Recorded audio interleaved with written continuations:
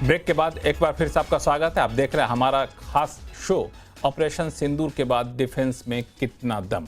Break पे जाने से पहले आपको हमने सुनवाया था HAL के CMD का पूरा इंटरव्यू, जिन्होंने पूरा अपना रोड मैप यहाँ पे पेश किया था। अब यहाँ से क्या क्यों लिया जाए पूरे डिफेंस सेक्टर को लेकर के, डिफेंस सेक्टर के लिस्टेड कंपनियों को लेकर के हमारे साथ दो विशेष मेहमान बने हुए हैं। गौरा हमारे साथ प्रकाश दीवान साहब हैं और साथ ही साथ फिरोज अजीज साहब हैं। प्रकाश दीवान साहब, हमने अभी सुना HAL CMD का इंटरव्यू, उससे उनकी बातों से बिल्कुल साफ है कि आने वाले दिनों में दो चीज़ तो बिल्कुल ध्यान गांठ बांध कर रख लेनी है, आत्मनिर्भर भारत और नई नई तकनीक पर फोकस। ऐसे में डिफेंस सेक्टर को लेकर के आपका क्या नजरिया है?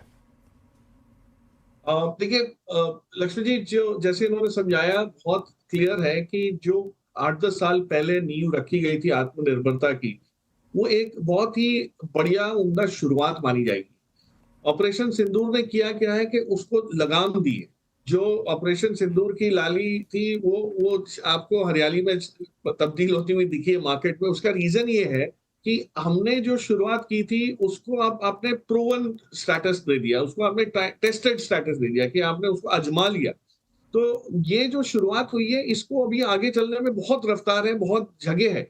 अब देखिए अभी भी अब HAL का एक उदाहरण लीजिए, वहां पे हम एयरक्राफ्ट और एयरक्राफ्ट इक्विपमेंट और ये सब बनाना शुरू तो कर दिए हमने, लेकिन कई चीजों पे हम लोग अभी भी बाहर के देशों पे डिपेंडेंट है, बाहर के सप्लायर्स, क्योंकि वो ज्यादा एस्टैब्लिश्ड है, चाहे इंजन को लेके हो, कंपोनेंट्स को लेके। लेकिन जो डिफेंस क्षेत्र की जो फुटप्रिंट है, मुझे लगता है कि इस ऑपरेशन के बाद ये बहुत बड़े पैमाने पे बढ़ेगी। मतलब आपके पास जो नंबर ऑफ कंपनीज पार्टिसिपेट करने वाली थी, जिनको अप्रूवल्स मिले हैं, जिनका टेस्टिंग वाला फेज था, उसको बहुत तेज रफ्तार होगी। इनफैक्ट नेवी ने तो कई जगह ये ऐलान कर दिया है कि भाई आप जल्दी से जल्दी हमको सप्लाई करना शुरू करिए, आपको अप्रूवल मिला हुआ है लेकिन अभी भी एग्जीक्यूशन हुआ। तो जो चेंज आया है वो दो चीज में आया है।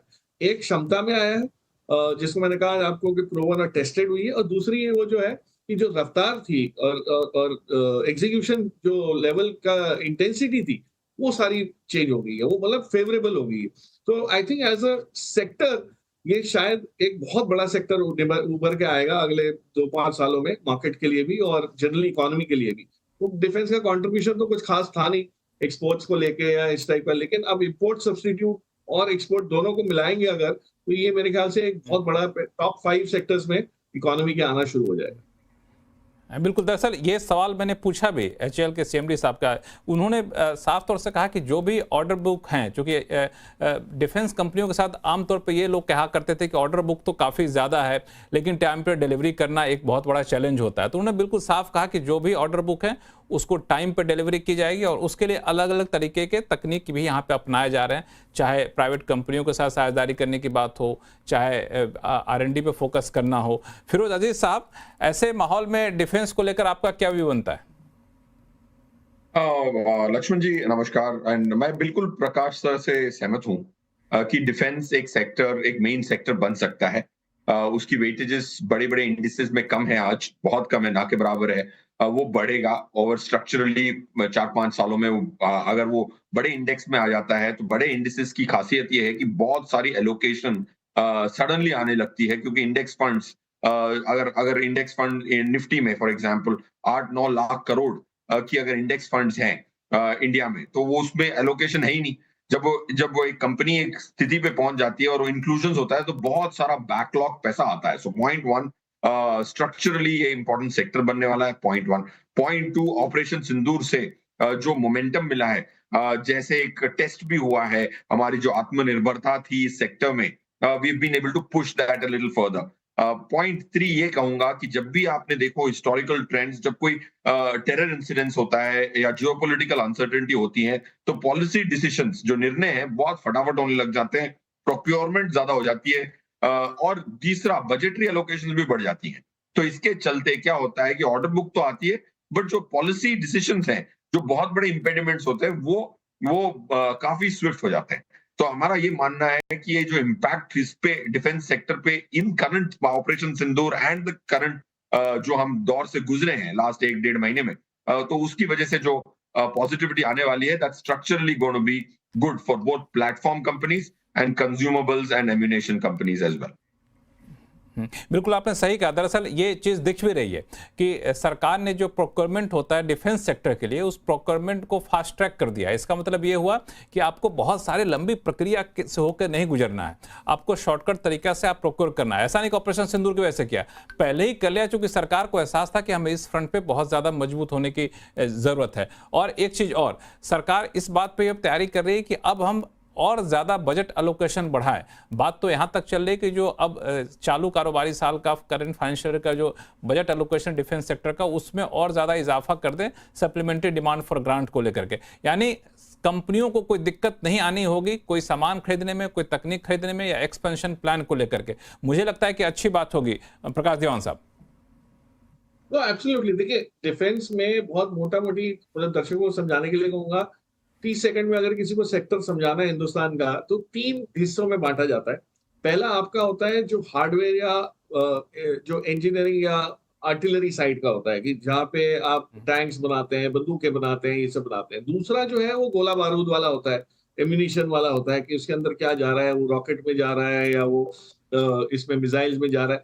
तो गोला बारूद वाला एक सेगमेंट होता है। और जो थर्ड है वो इलेक्ट्रॉनिक वॉरफेयर वाला है, जहाँ पे टेलीमैटिक्स, इलेक्ट्रॉनिक्स, वो सारी चीजें आ जाती है।